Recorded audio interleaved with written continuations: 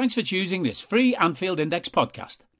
If you'd prefer to listen to this or any of our other shows without adverts, then now's the time to check out Anfield Index Pro. With AI Pro, you can supercharge your entire listening experience.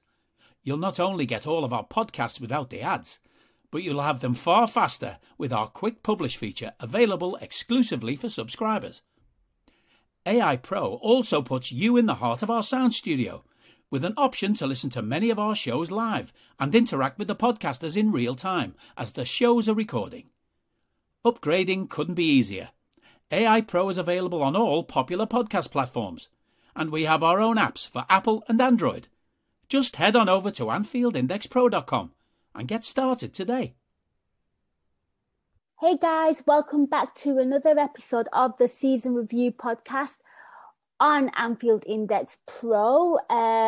Really enjoying doing this series. It's really interesting to hear people's hot picks. And today I've got another special episode for you with two incredible guests.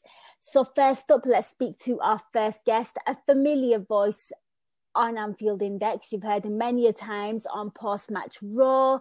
You've heard him on the Transfer Committee podcast.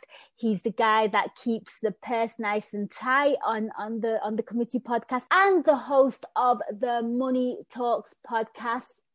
It's Mr. Mo Chatra. How are you, Mo? Oh, lovely. Thank you for that lovely introduction. Yeah, I'm good. Enjoying some downtime now that the Reds are not playing.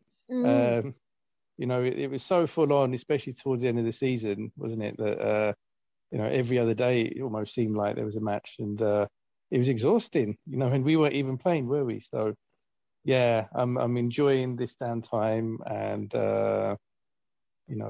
trying to let the batteries recharge before the start of a new season, because it will be upon us very soon. Absolutely, and you're so spot on in the sense that there was just so much football to watch, and I think I spoke to I can't think who I had this conversation with, but it just felt like it was like a conveyor belt of constant football, and you couldn't quite enjoy your result, and then you're thinking about the next one, so it's kind of nice to, like you said, recharge, reset, and we've had a bit of time away from the football now. We've given it a few weeks, so there's nothing reactionary about what we're about to say. So Mo, it's been a busy season, like you said. So, I mean, your thoughts and your overview of it as a whole. What did you make of the season? Well, I thought it was one of the most memorable seasons that we've had as Liverpool fans. I thought that after the disappointments of 2021, where everything that could have gone wrong did go wrong, we really wanted to see a season where, we had a real uplifting one, where we were back again, where we had key players returning, and we wanted to see that, this Jurgen Klopp team had something about it, that it hadn't just had a couple of good seasons and that was it. At the start of the season, we had plenty of pundits writing us off, not even talking about us in terms of a title challenge. Some not even speculating we'd make top four. And, all of them talking about, potentially a two-horse race between City and Chelsea. And, some even talking about, United might also be part of that as well. I remember BBC website had huge list of pundits, and they were predicting what the top four would be, and there were not many that even gave us a chance of getting into the top two, and some didn't even have us finishing in the top four. So to prove all of those people wrong was great. And I thought that this team, with 63 games, gave us not the most prestigious of the trophies that we were going for, but a couple of trophies which we hadn't won under Jurgen Klopp. And on top of that, and more importantly, so many special moments, so many special memories. We had more great moments, more great memories in that one season than some fans of other clubs have in decades. True. And so I thought, count our blessings, because, you wouldn't want to be a fan of any other club. You really wouldn't, and I'm glad that you, as a whole, found it memorable and you really enjoyed it as well. And like you said, so many favorite moments. But before we get to your favorite moment, you kind of touched on the Reds played every match that was humanly possible for them. So if you had to pick a favorite match from the season, it could be from any of the competitions in the league, the choice is yours, Mo. If you had to pick a favourite match of the season, which would it be and why? Well, I'm going to pick two. So I'm going to pick my favourite match, but I'm going to pick an honourable mention. So I'll keep it brief. Yeah. My pick for match of the season, like I think a lot of people would pick, would have to be the trip to Old Trafford where we hammered United 5-0. I don't drink, you don't drink, but if we did, Carlsberg would make better match days than that one. It was just absolutely beyond anyone's wildest imaginations that we would turn up at Old Trafford, play them off the park, have the fans leaving that stadium en masse, about the 60-minute mark. And, everything that could have gone right did go right that day. And the only kind of disappointment almost, if you can call it that, was that we didn't really, go for the complete jugular in those last 30 minutes or so. We definitely went into second gear. We thought, okay, we've punished them enough now. Let's take it easy. We've got another match coming up. But we could have easily beat them 7-8, even 9-0 that day. They were completely, to use a phrase used by youngsters these days, dusted. They were completely dusted, and they were humiliated in the worst way possible.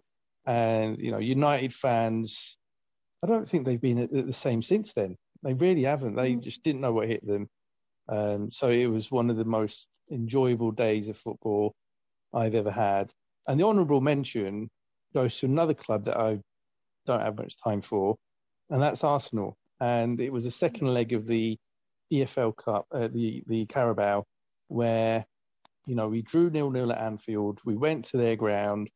We had injuries. It's a competition that sometimes Klopp will play not full strength teams. And all the Arsenal fans, after that 0-0 at Anfield, thought, yes, we're going to show these Scousers, we're going to show them what we're all about now. We're on the up. And they were really confident. They were getting so excited. And then we just turned up there, completely shut them down and convincingly beat them, a couple of joyous goals from Jota. And, they were in the mud. And, I loved it. And, what was especially nice about it is no fan base takes losses quite as badly as the Arsenal ones. And their meltdowns on AFTV and other places were just... Is that when they had a Bollywood actor on? And he was prophesizing something. I think it's called Ranbir Kapoor or something. He was like going on with himself. And guys was like, oh my God, this is so cringe. He was like prophesizing that Arsenal are going to absolutely tonk Liverpool. And I think that was the game. But yes. I mean, the meltdown reaches all the way Bollywood. Yeah, even Bollywood actors fall into that kind of delusional mindset that Arsenal fans seem to specialise in. And they were absolutely devastated because they were so convinced that not only would they beat us, but a lot of them thought they were on our level. And I thought, what are you people smoking, as John Henry once said? They were absolutely put in their place by the Reds, and I really, really enjoy that. So honourable mention to that game. I like that. I like the picks, and the tonking of Manchester United at Old Trafford has been a little bit of a hot favourite, and rightly so. Personally, I didn't watch that game because I was away from the football, but I remember just kind of looking at the result, going back to see the goals, and I think I think just beating Manchester United at Old Trafford in that manner, for me, was probably like the first time ever I've seen anything like that. My match of the season was Liverpool beating Manchester United at Anfield in Ramadan, because obviously, you've been fasting all day and then you get your tribal on. And for me, I really enjoyed that game because, again, it just felt like men versus boys. And to beat Man United 9-0 on aggregate. And I think for me, it's more like the caliber of beating Man United as well. Like the just the concept of beating Man United like 4-0, 5-0 is absolutely huge. And it just goes to show like the gulf between us now. Mm. Yeah, totally. Record aggregate score 9-0, over the two games, home and away. Yeah. And the aggregate score could have been 14, 15-0. Yes. Easily. So easily. Yeah. Right. Brilliant. So great favourite match, and a nice little honourable mention there as well for the Arsenal game as well. Mo, if you had to pick a favourite moment from the season, it can be on field, off field, what would it be and why? Well, again, there's so many to choose from, isn't there? Because there are so many great moments. But I think on the theme of sticking it to rivals, I'm going to have to go with Kepa's penalty miss in the Carabao Cup final at Wembley. I thought that was just absolute the peak of banter there, because Chelsea obviously are a club that we haven't had much time for as a fan base for nearly 20 years now, since certainly Abramovich came in and started spending all his oil money. Yeah. And so there's no love lost between the fan bases and even between the clubs for that matter. And then Tommy Tuchel, BTEC Klopp, bringing on Mr. Kepa, thinking, right, he's our penalty specialist. He's going to show these lot, and I'm going to win yet another trophy. And yet he comes on, he doesn't save a single penalty, and then the icing on the cake, he misses his own penalty and wins it for Liverpool. So that was absolutely brilliant. I just couldn't stop laughing and celebrating at the same time.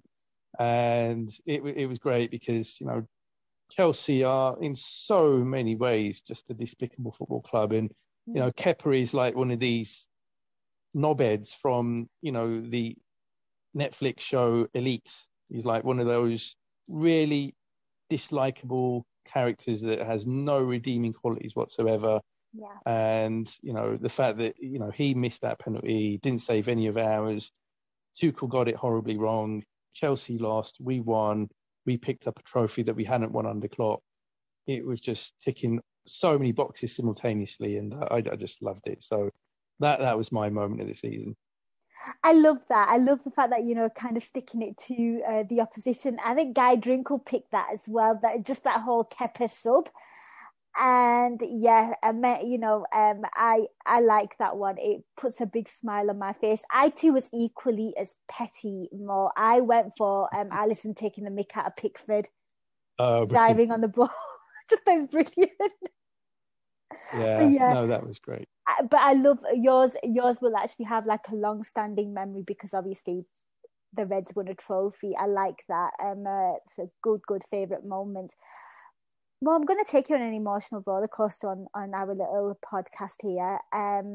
Your worst match. Oh. Well, luckily we didn't have many matches that were horrible. And I think there's obviously a very clear pick for many fans, which was the very final game of the season. But I'm actually going to go with one at the end of December, which was Leicester City away, and we lost that game 1-0. And, this season that, has just finished was a season of fine margins. Now, that was a game that I really felt we should have won, and yes. I think we could have won. Yes. And had we won that, we would have won the title. And, looking back at that game, it was just a few days after that very memorable, I think it was quarter-final win in the Carabao against Leicester at Anfield. It was. Where, we played quite a weakened team. Most of it was, reserves and, even the under 23s. And they really turned up thinking, look at these lot, it's all the kids. And, we, just upset all the odds and beat them. And that was one of the great games of the season. but their fan base was absolutely vile, singing, all kinds of horrible stuff like the Feed the Scousers and all that stuff. And it was great to silence that fan base, and obviously added kind of resonance for me because I live in Leicester. Yes. So, coming to their ground 6 days later, I thought, right, okay, let's more of the same, please. And, they, I think, had several key players missing as well. So they weren't playing with a full strength team. I think we went into that game with, we had some injuries, but of the available players, we started with on paper, definitely a stronger team. And we just didn't show up. And I was so gutted because, the fans were giving it all that Feed the Scouser stuff. And that, that was really winding me up. Salah missed a penalty early in the game. We lost it 1-0. At that point, we fell further behind City, and it felt like, no, the gap's going to be too much. It's going to be too much. I remember Leicester making a sub, and I think somebody called Dewsbury Hall came on. I was like, your name just sounds like a wedding venue. And I just remember him absolutely bossing it and being absolutely disgusted. I just remember just being so angry. Oh, yeah. Yeah, I think it was an evening game as well. It was an evening kickoff, and I think it was the 28th of December. Yeah. And it's that weird period, isn't it? And I just remember just being so angry, just so frustrated at that game. And I actually threw in the towel in that game, and that was actually my worst match as well, Mo. Yeah. Yeah, it was just so depressing almost. We had a bit of an up and down December.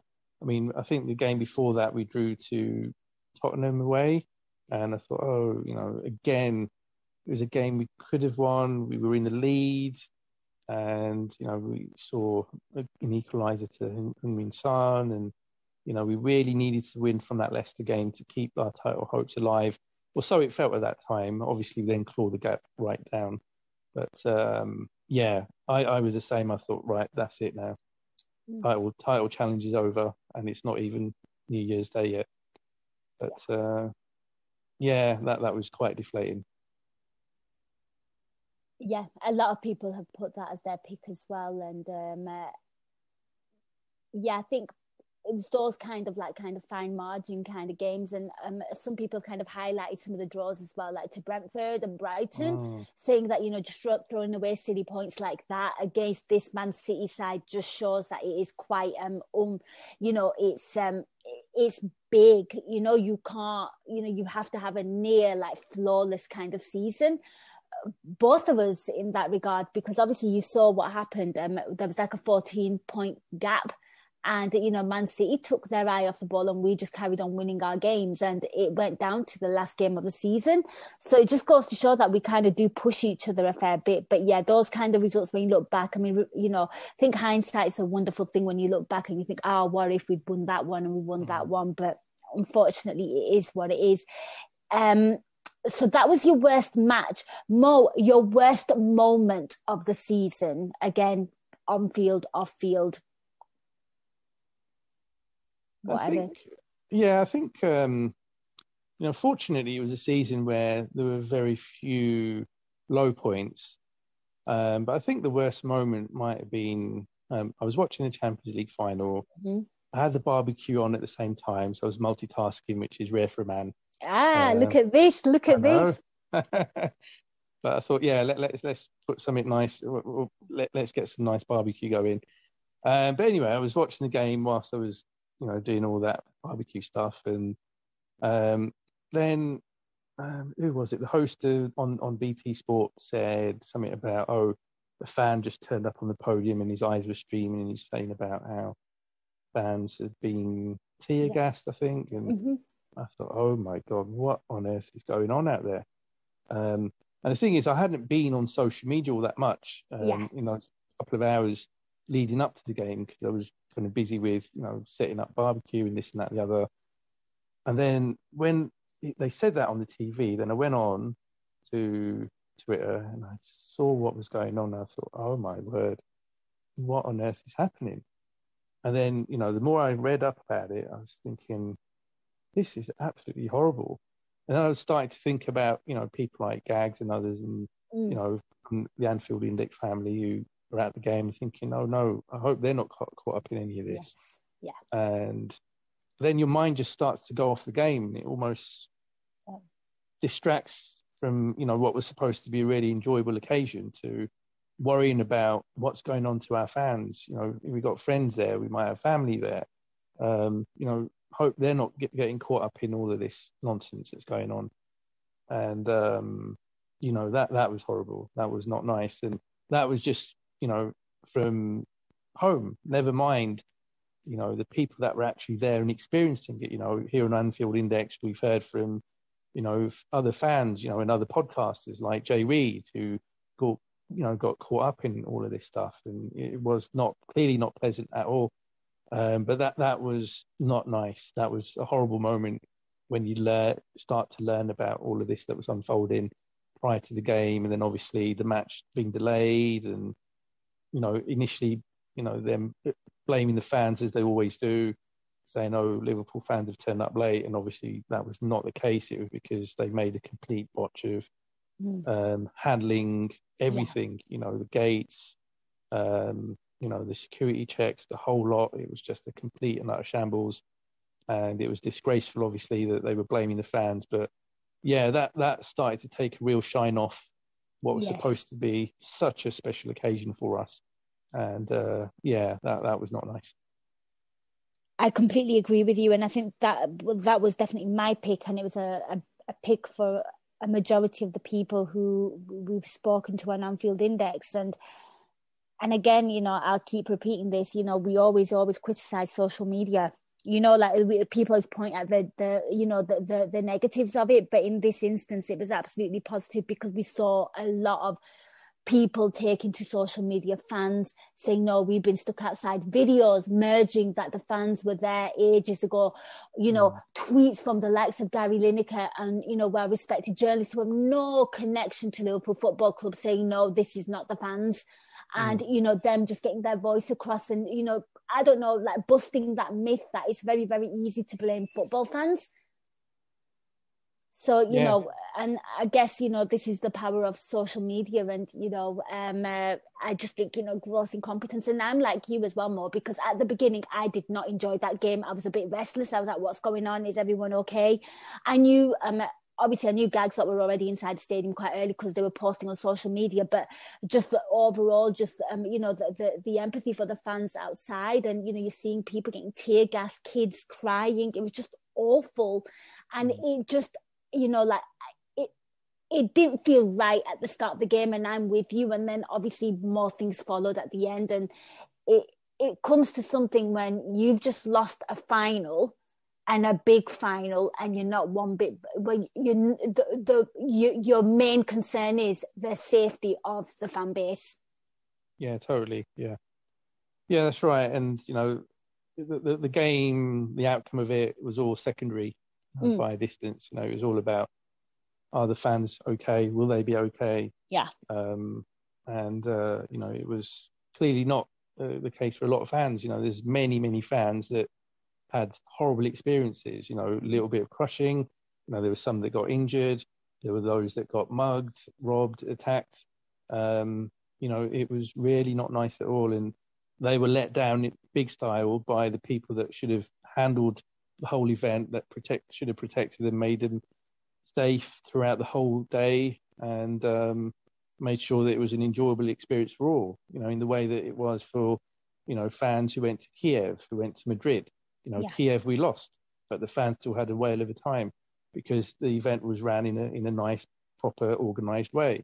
It's not difficult. It's not rocket science. And, it was just the arrogance of the French authorities and UEFA who made a complete botch of the whole thing. And, at least this time around, unlike, back in 1989, as you were saying, we've got social media to kind of dispel all the lies that came out. And very quickly, all those lies have been, debunked. Yes. And, the truth is now coming out by the people that tried to put those lies out in the first place. So, that's a real positive. Absolutely. Mo, we're going to move on to our next point. So, phenomenal season. We saw so many, great performances by players throughout the whole season. You know, some players peaked at different levels. We also saw some new blood to the team who performed really well. So if you had to give a Player of the Year award, who would you give it to? Well, I mean, again, it was a season where, you can pick so many because, there were so many standout performers during the course of the season. We wouldn't have played 63 games, had so many not performed, consistently throughout 21-22. But I'm going to actually go with Alisson. With Alisson, he was somebody that maintained such high levels throughout the season. Mo was exceptional up until AFCON. Yes. And then after that, he had a drop-off. Van Dijk was exceptional in the second half of the season. And understandably, in the first half of the season, he was getting back up. He was still one of the top 3 or 4 centre-backs in the league in the first half of the season because, he was coming back from a major injury and was playing his way back into form. In the second half of the season, he was clearly the best centre-back in the league and in the world, just like he had been pre-injury. But the player for me that was consistent throughout the season was Alisson. And it's obviously difficult to measure because he's not scoring goals and all that, but so many occasions where he was one-on-one and he'd pull out these, match-winning saves or ones that, ensure that we didn't lose. There were so many of them throughout the season. And, there are other statistics that back that up as well. The only thing that, he'd give me and others, kittens was, his kicking wasn't the best always. And, every game there'd be at least one missed kick and, he'd pass it to an opposition player or he didn't expect, but that aside, that's complete nitpicking. He was an immense figure between the sticks throughout the campaign. And, he won the Golden Gloves, in terms of most clean sheets in the Premier League and just a real bona fide, genuine, world-class player. And, he gives us that kind of assurance and that comfort and that ease that we haven't had any goalkeeper give us, forever, in fact. I mean, even I became a fan in the days of Bruce Grobbelaar, and even Bruce, as great as he was, he'd give you a minor heart attack because he was a bit eccentric, and he sometimes did things his own way. And with Alisson, there's none of that. He generally is a very, very solid, reliable keeper, and he scares the opposition now. When players are one-on-one with him, even if they're world class, that they really struggle to put one past him if they're one-on-one with him. He's the best one-on-one goalkeeper in world football, and he is that rock at the back. We are a different team with him, and that's why for me, because he was consistent throughout the whole season, I have to go with him. No, it's a great shout. And to be fair, he's been getting a lot of love, from the contributors. He's won it a few times with a few of our guests. So that's a very, very good shout. And goalkeepers are absolutely essential. And like you said, I grew up from I started supporting Liverpool and grew up from like the David James era. So, when I kind of look back and you kind of look at this goalkeeper, he's absolutely incredible. And he's consistently kept those levels. And, it's quite underrated when you look at a goalkeeper where he might not be tested all game, but then just towards the end, he might have to go down and make a save or, have to, he's in a one-on-one situation, and just to be alert, because I think something that's really, really underrated with the goalkeepers, and I talk about this with Manuel Neuer, Bayern Munich are a great, great side. And sometimes when a goalkeeper's not tested, in the game, it can kind of affect him. And sometimes it did affect Neuer, in my opinion. I don't see that with this guy. I mean, I've been to Anfield and I just like watch him, and he's like there doing lunges and everything. You know, he's not just stood in one place; he's doing something, and he's actually quite good to watch off the ball. So yeah, he's an incredible goalkeeper, and yeah, I think that is a great shout. Mo, we're going to move on to the next point now. A podcast that you've enjoyed listening to or you've taken part in. Well, I mean, the Nina Kauser show aside, which is an obvious pick. We have, so many great podcasts, obviously, but the two or three I'd pick out. I always love listening to old school, in Dave and Gags, and occasionally they'll have others on, like who have they had on? Marco, for example. Yes. He was fantastic when he was on there not long ago. And those two, it's just a free for all kind of podcast, isn't it? They don't go in there with an agenda necessarily, and they just shoot from the hip. And the banter between them is great. So I always love listening to that. And I also love listening to Scouted as well. Again, Dave on there with Carl. And, their insight, their knowledge is just second to none. They're so insightful. And you really learn from, some of the things that they have to say, not only about players from around the world, but also the tactical side of the game as well. So, really enjoy that. And in terms of ones that I've taken part in, I have to pick Transfer Committee. It's so much fun whenever we put that together twice a year. It's always me that ends up messaging the other guys and saying, right, transfer window's coming up. What we're going to do, guys? And so then I'll kickstart it all, and then the others will message, and then Dave will pick his players. I'll value them. Dan will do his kind of analytics side of things.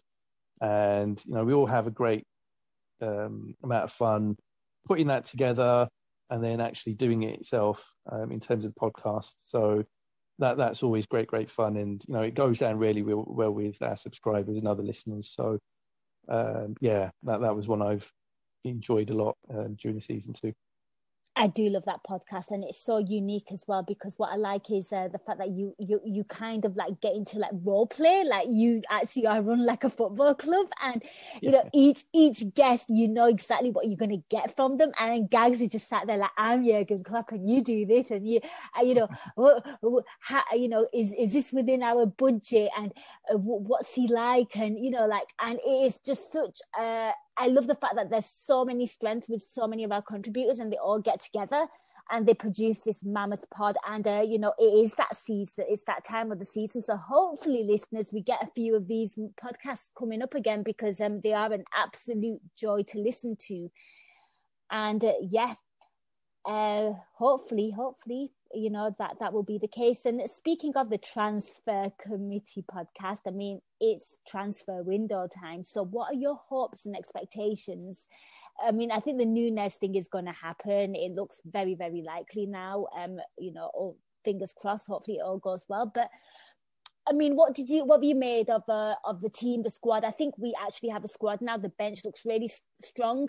I left the Champions League final, and you watch that game, and when you look back at the game, you just kind of, we're not reactionary people, but for me it just kind of felt like we just need a little bit more to get over the edge. That's what I felt personally. Certainly in attack, we could certainly do with a through and through striker. That's what I was thinking. I was also thinking of a potential midfielder.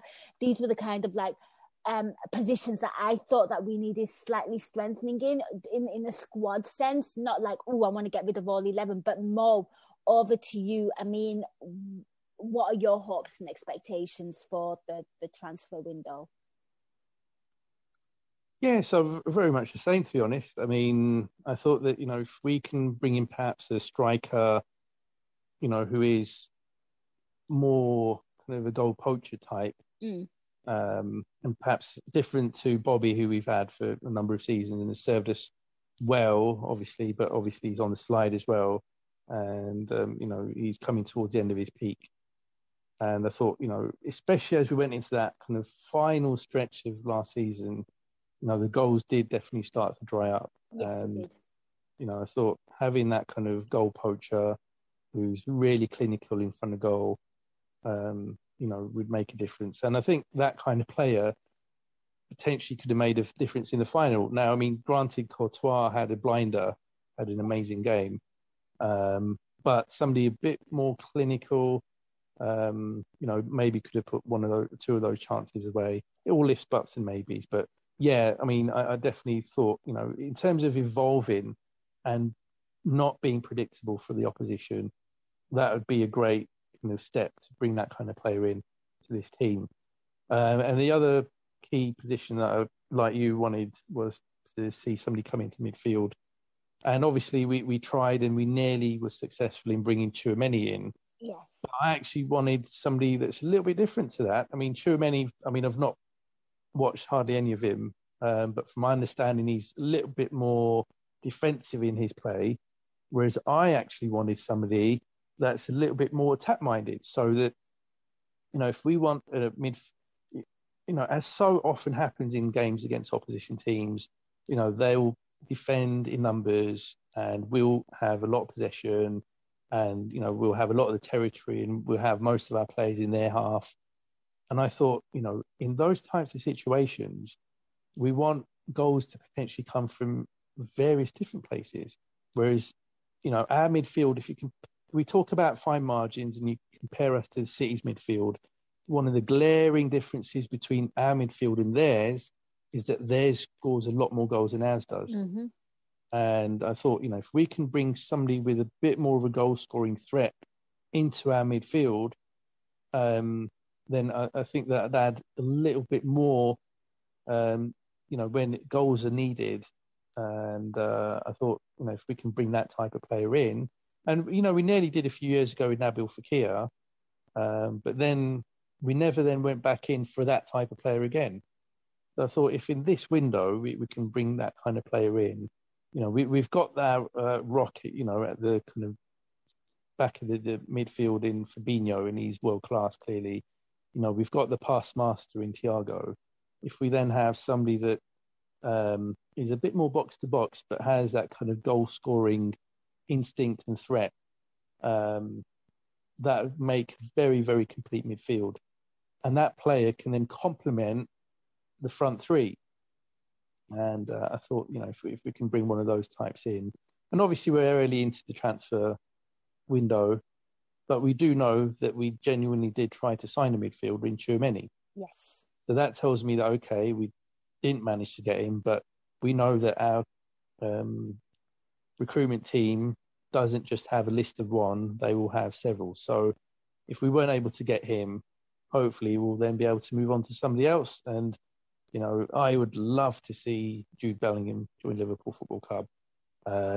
Now, if you speak to, people that follow Bundesliga and, you obviously followed it for a long time, they'll tell you that, they've sold one big player, have Dortmund in Ireland.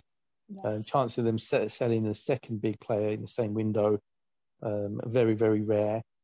But, stranger things have happened. If we make a good enough deal available for Dortmund, and if they think they can get a good player in, then you never know. It could happen. And imagine that if we have that midfield, Fabinho, Thiago, Bellingham, that's as complete a midfield as you'll get. And that would be so exciting on top of a potential front three of Diaz, Nunez, and Mo Salah. Oh, just salivating at that prospect. That is just so attack minded. I love the fact that you kind of mentioned that you kind of want more an attack minded midfield, because you kind of spoke about Man City. Then you just look at the likes of Mahrez and De Bruyne and the amount of goals. Well, they have to score them because they don't. Up until now, they didn't really have a through and through striker per se.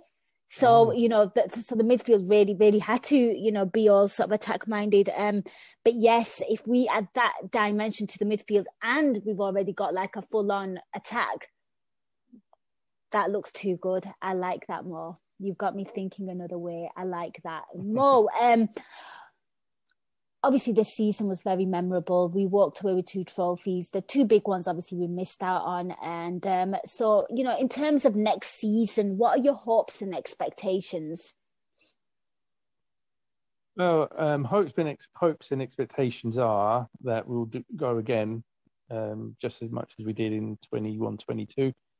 And I think that we'll go that next step and actually win either the Premier League or the Champions League.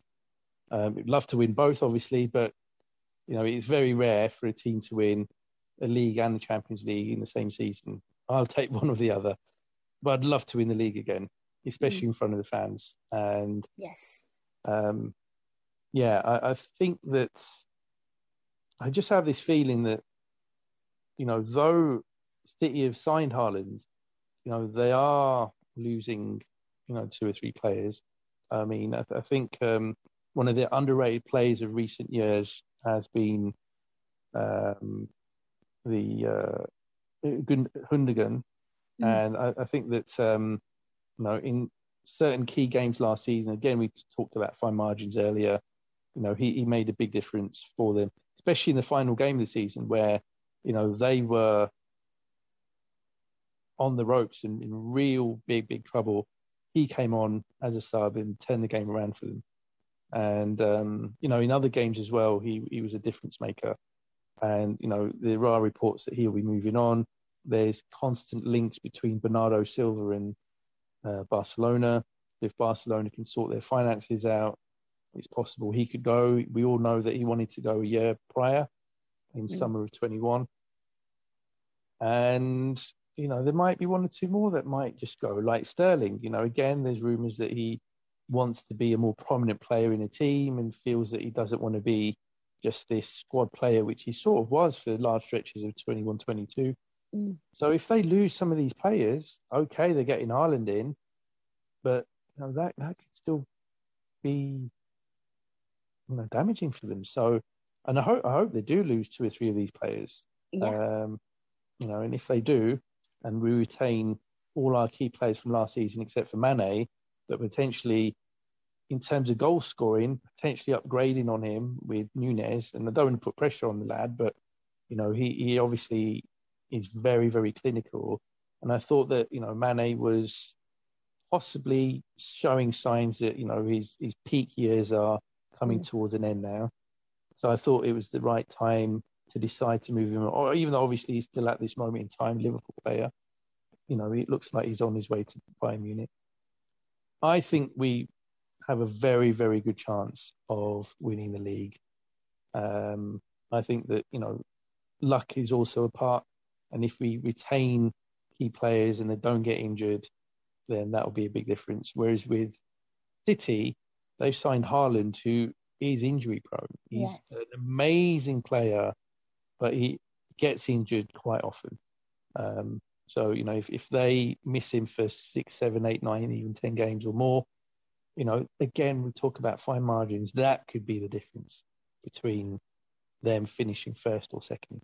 So a bit of luck, maybe some key players leaving Man City, us retaining, all our key players bar Mane, maybe 1 more signing in midfield, and I really fancy our chance to win the league. I like that. I like the fact that you gave us a little chit chat about Man City as well and what's going on there as well, because most of it has been Liverpool kind of focus and like just what Liverpool need to do. But I'm feeling really, really optimistic. I mean, I was feeling optimistic anyway, but yeah, when you put it like that and put it into context, it looks really good for the Reds, and hopefully, all that you say comes true. But Mo, thank you so much for that. No, absolute pleasure. Yeah, really enjoyed reflecting on the season just gone and looking ahead to the season to come. And it's not long away. Yeah. So, we'll carry on recharging these batteries, and then we go again as a club, as a fan base. And I'm sure we'll have many more great moments in 22-23. Absolutely. Well, guys, that was Mo Chatra giving his season review. Hope you enjoyed it. by all means, do get in touch with us on Discord. Give us your thoughts, share your picks. Also, if you're on social media and Twitter as well, we'd love to hear from you guys as well. You know, what was your favorite moment? Who was your favorite player? By all means, you know, give us your thoughts. We love hearing from you guys. But guys, thank you so much for listening to this half of the podcast. I'm just going to take a little halftime break. I will be back with a second guest. Sit tight, put the kettle on, and I will speak to you shortly. Hey guys, welcome back to another season of the Review Podcast.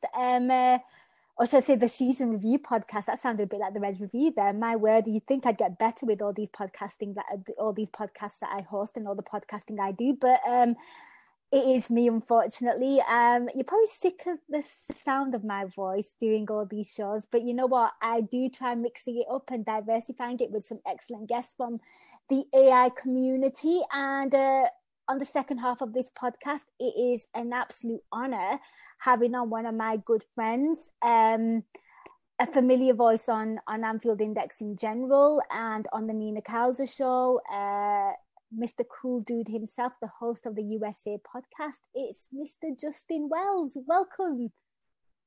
It's good to be here. It's you know, to give everybody an idea of the timing in which we recorded this, Darwin Nunez was announced like 9 minutes ago. You know what? Because I was in such a mad kerfuffle trying to get onto the pod, I missed that. I feel like Gags Tandon when he was in, I think, the cinema for the Fabinho announcement. We knew Nunez was going to happen, but yeah, happy days. So there's some actuality for you listeners, so we know where we're at. So I guess where I'm going to go first, Justin, is obviously because it's officially done now. It's officially done and dusted. So we will talk about that in a minute. But I'm going to rewind back a little. What a season we've had. So I want to get your thoughts, your overall thoughts from the season now that you've had a moment to pause, step back and reflect. So I was depressed a little bit at the end of it because I really thought that this team should have come home with one of the big pots. But when I look back at it, and it really just took the next day, right? Seeing the parade made me realize that this was far more about the journey sometimes than the destination, and that the journey is the destination. And I think that's what I really take from this season. It's because I don't think that this club is done. Mm-hmm. I got to see us win 2 trophies that I haven't seen us win in a really long time. In particular, I love the FA Cup, and winning the FA Cup is great because I'm thinking about the last time we made it to an FA Cup final. We lost to Chelsea. I hate losing to Chelsea. This time we got a measure of revenge there. League Cup final. Last time we got to one, we played against a sports washing team in Manchester City. We got to beat another sports washing team in Chelsea. So there was some closure on some things that I really, really wanted, because I did want Klopp to win these awards so that these trophies, so that nobody could say that his legacy is one of just competing in the league and the Champions League. He actually took on all comers as a manager this season, all 4 fronts, and got us within the thinnest margins that you possibly can of doing something that would have been incredibly special in a treble, or unprecedented in a quadruple. Instead, I'll just have to settle with a truly special double. Poor us. Absolutely. And I am with you there as well. Like, I love the fact that we kind of beat Chelsea pretty much a decade on in the FA Cup, because obviously we lost it that year to them. So yeah, it was an absolutely phenomenal journey, and I think all of us enjoyed so much of it. And it's nice kind of stepping back, because I feel like sometimes a lot of people will always focus on what happened towards the end and kind of discount all the great moments and all the great matches. So Justin, if you had to pick a favorite match, it can be from any of the cups, it could be in the league, because obviously the Reds played so much football. Which one stands out to you and why? It was Leicester in the League Cup. I really hate Brendan Rodgers. I don't know if anybody knows that. I've probably made that point very clear in the past. I really don't like him. I don't wish him winning anything. And seeing him go into Anfield with a full strength side really kind of play us off the park in the first half, but not finish us off, and then realize that you can't not finish off, this particular Liverpool side and expect to walk out alive. I really enjoyed that. And that was probably my favorite match of the season, because of the fact that not only the fact that, we got a patented comeback but we also got some great moments, and we got some unsung heroes scoring goals. Takumi Minamino's cup heroics were on full display, and there's something about that I love. I love Minamino. I think he's a player who, I think that he has a future with us? No, he's probably leaving this summer, but I love when we bring in a player and they're able to at least develop some sort of cult hero status. And, not a bad trophy haul for Takumi Minamino, who is going to walk out of Liverpool with a Premier League and 2 other cups. So Nice job. Yeah, in just under 2 years as well, pretty much, right?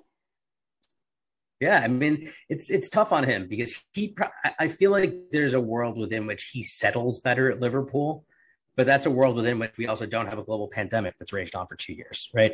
The timing of his move probably scuppered chances of success, because coming from Japan to Austria to England, that's a lot of different moves and a lot of different cultures and a lot of different languages in a really short time.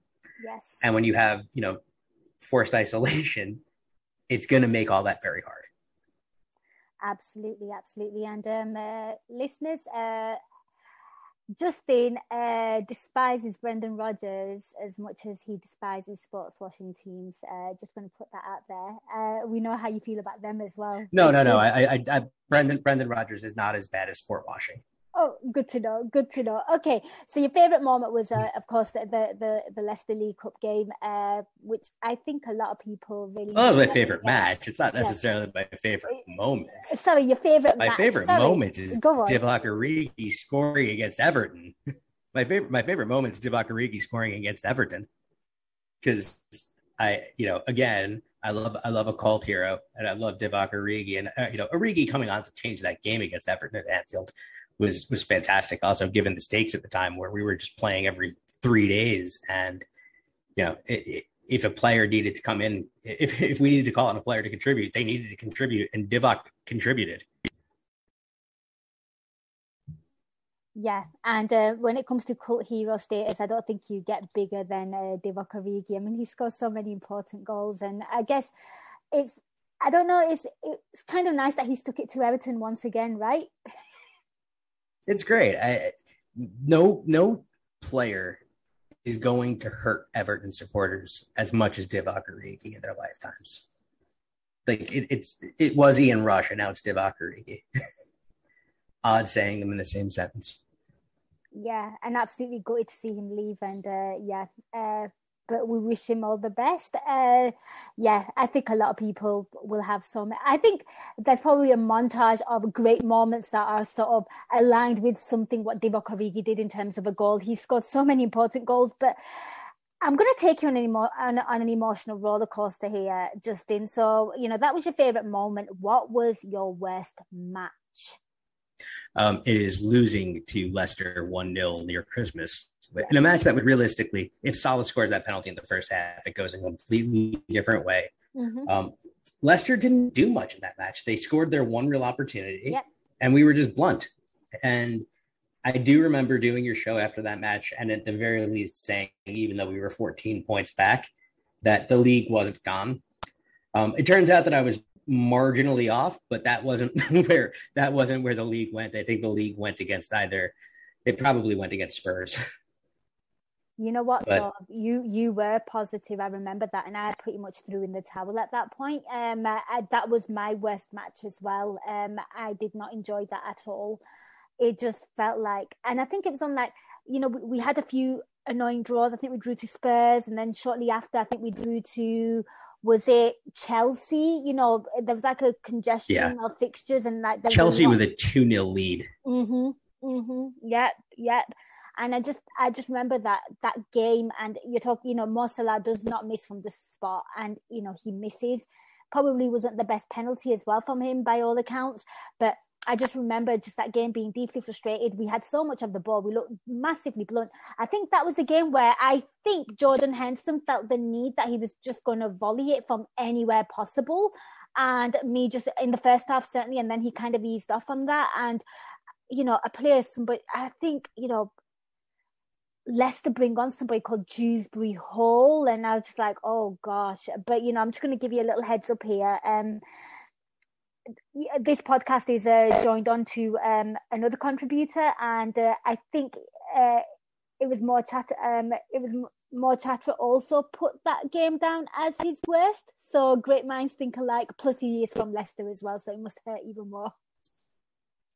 Yeah, there's stick they can give there. Dewsbury Hall, I believe, also scored in that game. So we lost to either, depending upon where you're from, a wedding venue or a college dormitory. Not cool at all. Did he score? I believe Dewsbury Hall is the one who scored for them in that game. Oh, God. I could be wrong, but I believe he did. Adam, it's not worth looking up. Yeah, I was really just trying to stick the joke. I was just trying to think then oh gosh, but yeah, I've got memory like a sieve. Okay, so that was your worst match. Justin, your worst moment from the season. My worst moment is it's two. Mm-hmm. They both neither one of them might have proved to be fatal. The other one didn't. It's Thiago not being able to play after the warm-ups in the League Cup final. Mm-hmm. And then it's also Thiago walking off injured in the last game of the league season, which I think did hamper him in the Champions League final. I'm not one of those who's going to say that we can't win without Thiago, but man, he really enhances our ability to win. He is a fantastic footballer, one of the best midfielders we'll ever see, and I just really enjoy watching him play.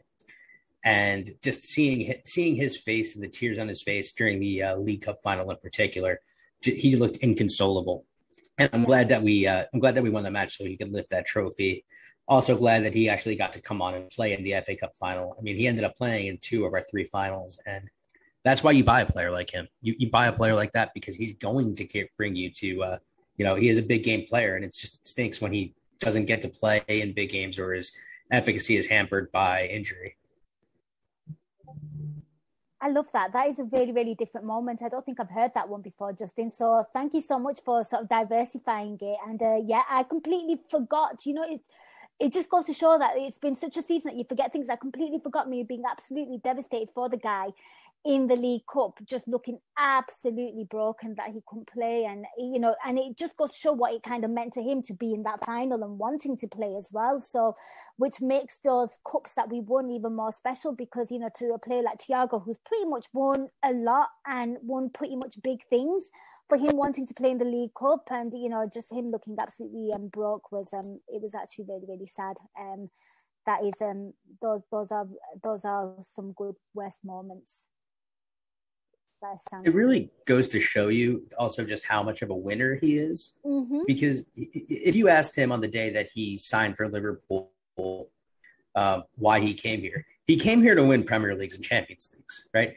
Or to be, those are the competitions he came here to play in. But I think there is something about these players, especially the ones at the top who are playing for teams that are really going deep for big honors. They want to win everything, yes. Right?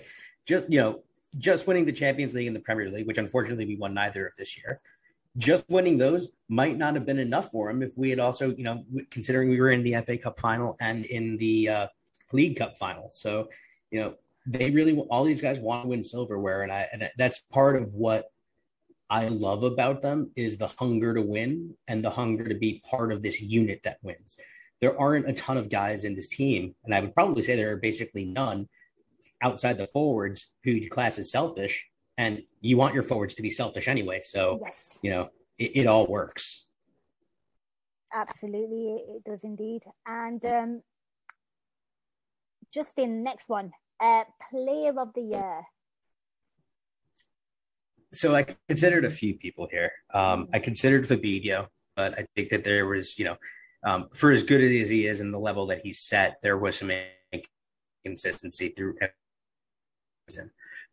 Mo Salah, I would say, again, incredible. The first half of the season, some of the best things I've ever seen. And it conjured, the run he went on in 2017-18 when he had first arrived, only it looked probably a little bit better. But the cliff he fell off of after AFCON, as far as finishing, was just a bit much. And he's, I think that he's a truly incredible player, one of my favorites ever. But for me, it's Alisson Becker. He's just he fills me with supreme confidence. We're a team that doesn't get scored on a lot.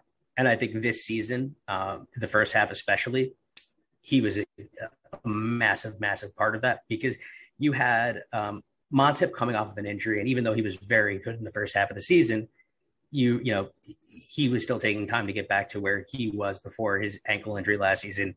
Van Dijk in the first half of the season looked like a player who was recovering from ACL surgery. In the second half of the season, Virgil van Dijk looked like Virgil van Dijk, right? And I'm not saying that, you know, after the first half that he was particularly bad. He at 80% of his ability is still better than basically every center back in world football. So he's still incredible, but I think that, you know, there was some recovery coming from him.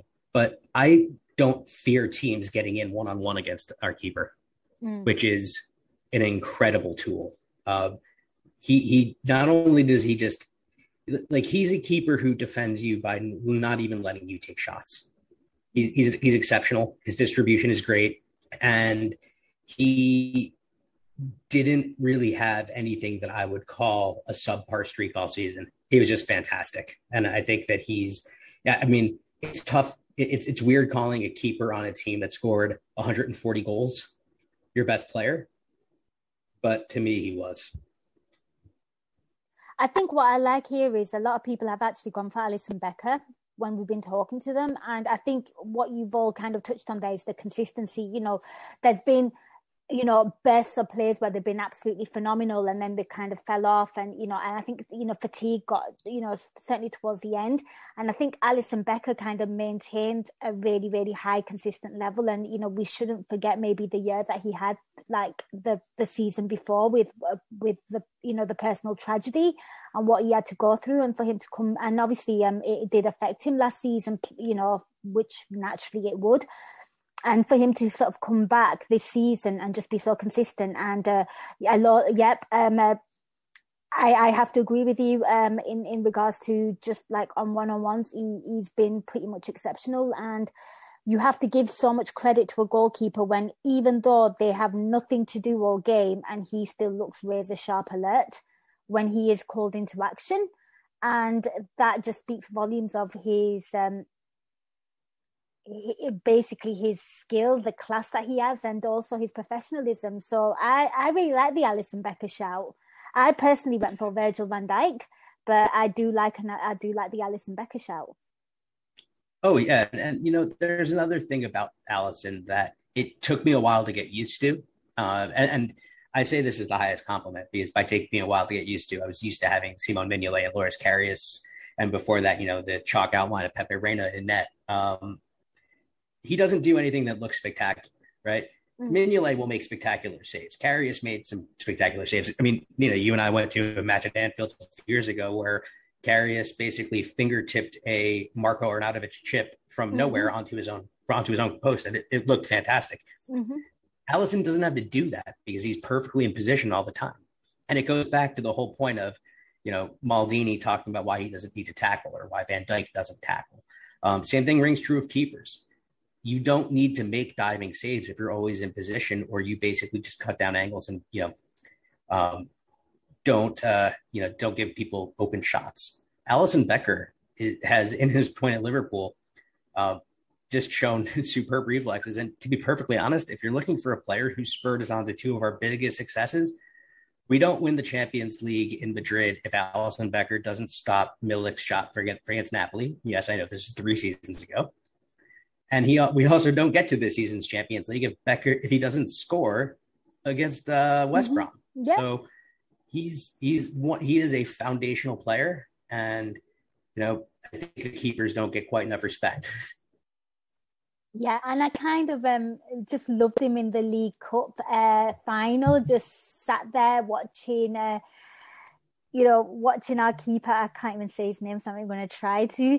But you know, seeing just him sort of cheering him on to take a penalty and stuff. He's just a massive professional, and I absolutely adore Alisson Becker. Righty-ho, Justin. An AI podcast that you've enjoyed listening to or being part of?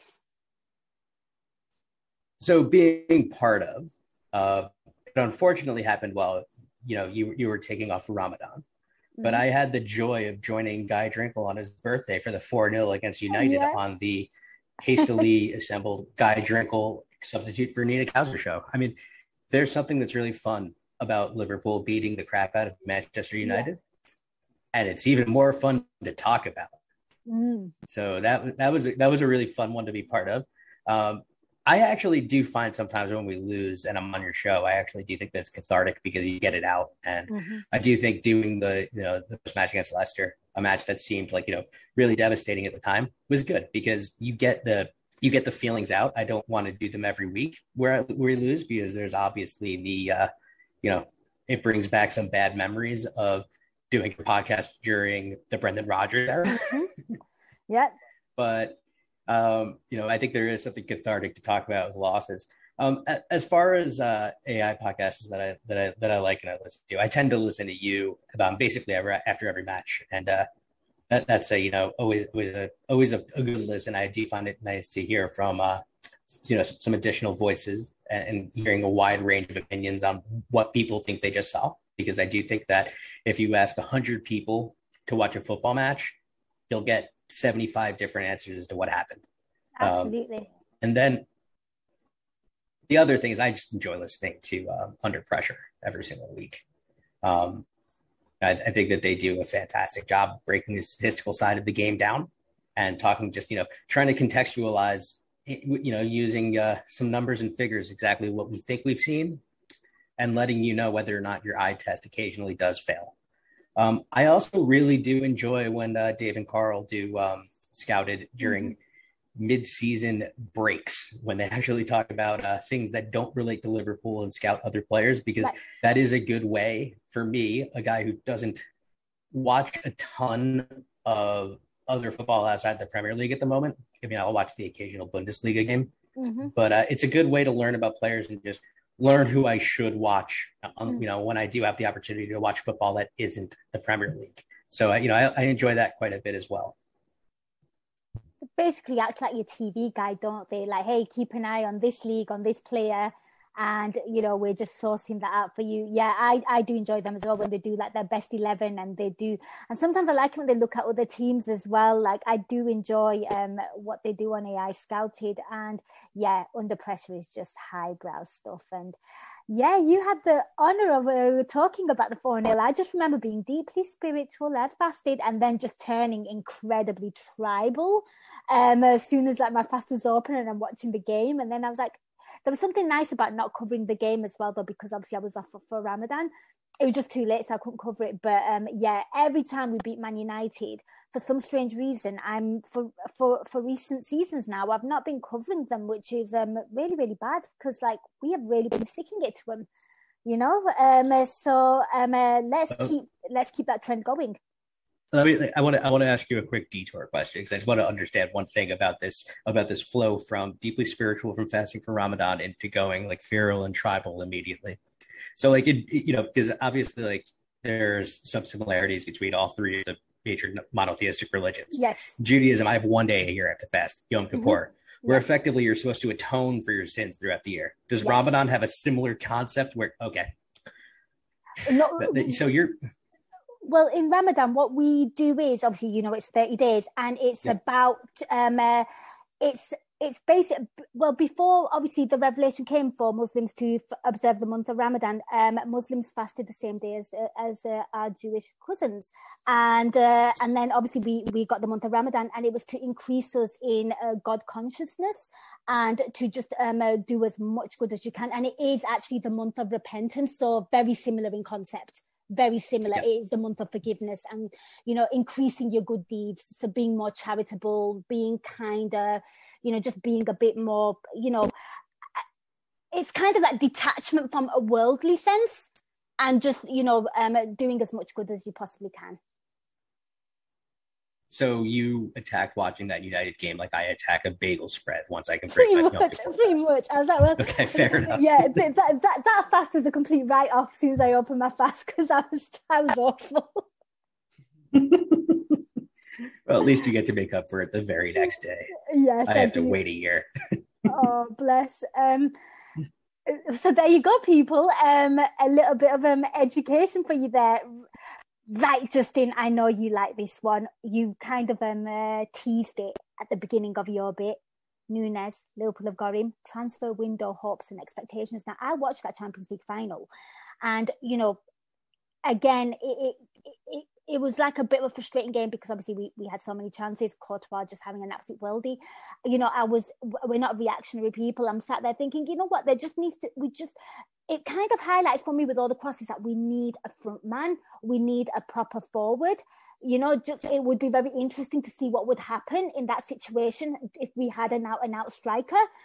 And, and again, I was looking at it and thinking of maybe another personnel in midfield, just basically adding a little bit of spice to take us to the next edge. I'm going to let you speak now because I want to get your thoughts on Nunes and just what you kind of hope and expect from Liverpool in the transfer window.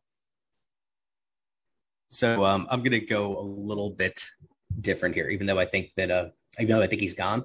I'd actually like to see us keep Mane. And I want to see us change formations to like a 4-2-4 or 4-2-3-1 and go and attack the season with, Mane, Salah, Darwin, Jota, Diaz as our forward line, and then dropping someone like, dropping Bobby, Carvalho, and Elliott to be creators in front of, a foursome of Henderson, Keita, Thiago, and Fabinho. Because I think that actually gives you a lot of balance. You have guys you can actually, and then I think Curtis Jones should also play a decent amount too. I'm just not sure. Although I think, for him to play as a pivot in a two, he's going to have to develop a significantly different kind of game in midfield. Although I do think he has a real bit of the press resistance that you need because Curtis Jones is very difficult to take a football from. But, I've said this a lot. I don't necessarily think the transfers are the solution to all of our problems. Mm-hmm. I do think we could use another young midfielder because the age and profile of our midfield is getting old faster than I'd like it to. Mm-hmm. But if our summer is Carvalho, Ramsey, and Darwin, I still think that's a very good summer because it's addressing some needs. It's addressing the creative ball carrying forward who's young. It's buying yourself a hopefully future Galactico striker. Although hopefully not a Galactico because I don't want him to go to Real Madrid, and buying yourself cover for Trent because I do think having a specialist right back who can cover Trent has been a hole. As much as I think that Joe Gomez is decent at it, and as much as I think that James Milner can do literally, a jack of all trades, master of none at this point in his career, I don't really want to see him play fullback because I think the further you put him to the outside of the pitch, the more of his lack of pace at this point gets exposed.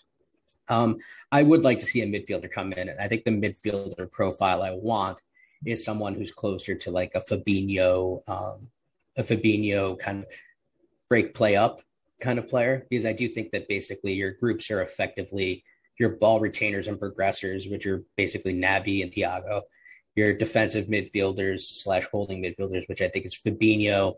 And at this point, I think that's the only place that Henderson should play.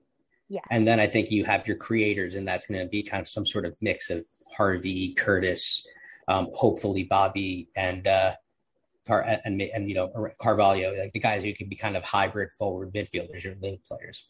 So that's what I'd like. I don't think there's any need to do anything at central defense. And I think the only place other place of real interest for me is whether or not we give Queven Kelleher a move to someplace where he's actually going to see more minutes as a starter.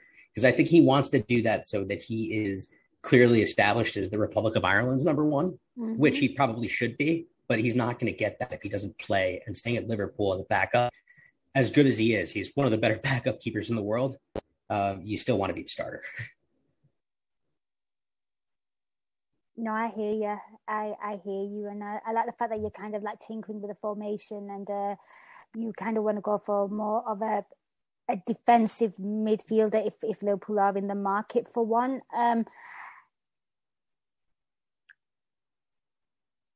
And with regards, I like the fact that you kind of mentioned like the hybrid players in terms of the midfield and attack as well. And, you kind of sourcing Bobby Firmino there as well, because I definitely think he is that player, because I always find that when the midfield loses, he just naturally just wants to drop into the midfield.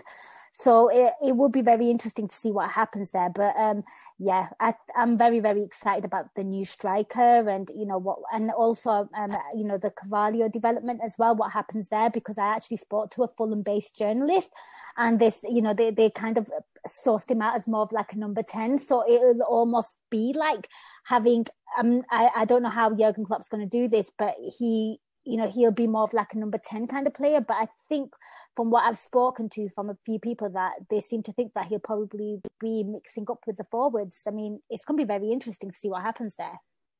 Yeah, I think that people obsess over formations a little bit too much because if you think about it, you could play a 4-2-3-1 that's attacking or a 4-2-3-1 that's defensive, right? Like the 4-2-3-1 that Jurgen Klopp played at Dortmund is very different than the 4-2-3-1 that Rafa Benitez played at Liverpool, right? Yes. The 4-3-3 that Jose Mourinho played at Real Madrid is very different than the 4-3-3 Jurgen Klopp. It's all about the philosophy, isn't it? It's about the philosophy. It's about the philosophy too. Yep. So you could sit there and you could talk all you want about, formations being important. And I think they are to an extent, in particular, when you're out of possession and also knowing where you're going to recover to if the other team turns you over and, where to run to stop breaks. But we've been playing so fluid in attack and when we have the ball, which is, by the way, most of the time at this point, the only team that really outpossesses us is City. And that's just because that's what his entire thing is about. So I'm less concerned with kind of the positions and the formation that we play and more concerned about how, when we're in attack against really, really good teams that play a low block, because that's the only teams that played a low block that really truly stopped us for 90 to 120 minutes on end were Chelsea, Spurs, and Real Madrid. And fair play to them. That's really good players setting up that kind of strategy. What we need to do is just find a way to draw those teams out a little bit. And I think that's where just the slight differences, right? The marginal gains about how you're going to tweak how you play. That's how that's going to come in. And I think that's where we're going to, need to evolve a bit. Because if we can find other ways to hurt teams and ways to hurt good teams a little bit deeper than just, within the 6-yard box, we're going to become a tougher proposition than we already are now. And we're already very, very good. That we are. Right, Justin, last little question for you. Of course, we missed out on 2 biggies there, but, great effort for Liverpool playing every single game that was humanly possible for them to do so this season. So what are your hopes and expectations for next season? Oh, I think we're going to win the Premier League game in like 20. I think we're going to win the Premier League in like 20 games. I think we're going to win it at a canter again. I feel like it's set up for us to go onto a very quick revenge tour. And there is one thing that we have that I think nobody else, including City, can kind of do at the moment, which is we have been capable to go on entire half of the season runs where we just, don't draw many games, don't lose games. City, the thing with City is they'll win a lot of games. They're beatable. They lose, right? We don't lose. For us, it's the turning draws into wins. In 1920, we started 23 or 24 wins, 1 draw before we lost a game. We're capable of doing that again. And I think that the parade is going to make these guys hungry to do that. So I think that we really just might win the Premier League at a canter. Within the Champions League, which is the other competition that I think that we should care about, is I think the League Cup and the FA Cup can, go back to taking a back seat, and we'll only worry about them if the kids get us to a semi-final. But I really think that it's basically win the Premier League next year. I think we could do it. And if we can, the Champions League is so draw dependent. Like, we really did have a pretty straightforward route to the final. Now, that straightforward route to the final was made by the fact that Villarreal beat Bayern, and that, Benfica beat, and that our draw after the first round put us against Benfica. So, after the first knockout stage, put us against Benfica. So, it's going to be draw dependent. I have a sick fear next year that we are going to draw City in a 2-leg knockout stage, because I just know it. I think we'll get through the group stages, but I do think we're going to end up drawing an English team that I'm going to hate it in the knockout stages. It's a shame it can't be United because I think we would take them behind the woodshed, but that would entail them, actually qualifying for the Champions League, which is something they're very far from doing. Absolutely, and I love that. I love the fact that a lot of people are kind of wanting the league, and and I think, I mean, like Justin, I think you'll agree that this is just truly a phenomenal squad that Jurgen Klopp's got here, and what Jurgen Klopp's doing, and for me, like in my lifetime, this is certainly the greatest Liverpool side I've ever seen, and the squad as well, like the depth of it, it's. The bench looks so decent this season, like for most parts, and it just kind of hurts a little that it should win so much more, but obviously it's being pushed to the edge by a sports wash team, but then you have to give so much credit for a team like Liverpool as well, because if it wasn't for Liverpool, this league would be like the Bundesliga. Oh, absolutely. I mean, in the end, you even still have to give a bit of credit to City for what they put on the pitch, because they're incredible. Oh God, yeah, right? Yeah. The consistency is great. Like, I'm not saying that I think that they're easily beatable, which is why we're going to win the league at a canter. I just think that we have it in us as the only other team that can rip off a run like they possibly can. Right? We're talking about two teams that have ripped off points totals in the 90s over the 3 of the last 4 seasons. The only one within which both didn't was a season that was so strange that it's tough to put into words. But these two teams are incredible and they push each other really far. I think it's just we've landed less blows recently than they have, and especially in the league. But we're not exactly a soft touch. So I think that there's still a possibility where we're going to come through and win a bunch more silverware, because we're an extremely well built side. We are pretty damn mentally resilient, and we I think that there's still a point to prove within the side. I think that that's going to hold us in good stead, where we're just going to continually just probably ramp it up and win a lot of games from the off next season.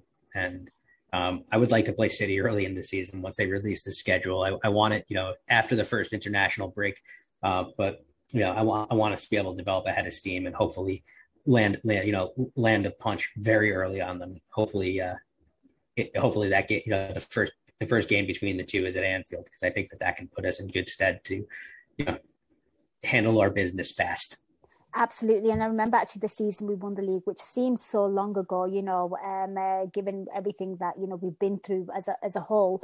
But I just remember we started, like you said, we came out angry and we came out of the blocks, full of we were just winning games. And I do remember they had a bit of a wobbler. I remember they lost to, was it Wolves, and they lost to Norwich. They had some crazy little results going on at the beginning, and that's what kind of put us in good stead to kind of have that, to win it at such a massive margin. So I like the fact that you kind of highlighted how we kind of start off as well.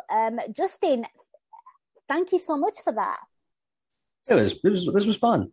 I hope that I get to talk about something next season where we won one of the big pots, but this season was a true epic season. And, I've been trying to focus less on how it ended and more that went on. So this podcast was really helpful for surfacing that.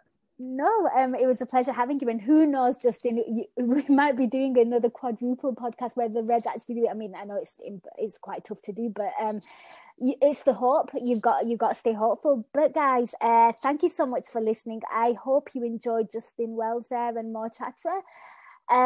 If you're on Discord and you want to give your thoughts on the season and give some of your shouts, please feel free to interact with us, and also on social media as well, on Twitter. We'd love to hear from you guys. But guys, thank you so much for listening. A massive thank you to my 2 incredible guests. Take care. Till next time. Up the Reds. We hope you enjoyed listening to this Anfield Index show. Please be sure to subscribe to our channel so future podcasts find their way to your device automatically. There's nothing quite like fan engagement, and we'd love to know what you think of anything discussed on this show. The best way to get in touch is over on our free Discord community, where both podcasters and listeners debate the hottest LFC topics 24/7. Sign up free now at AnfieldIndex.com/Discord. You won't regret it. You can also follow us on Twitter at Anfield Index, and find us on Facebook by searching for Anfield Index. Oh, and before you go, we'd love it if you could leave us a 5-star review on your favourite podcast app. It only takes a couple of seconds, and it means the world to the people who create these free shows.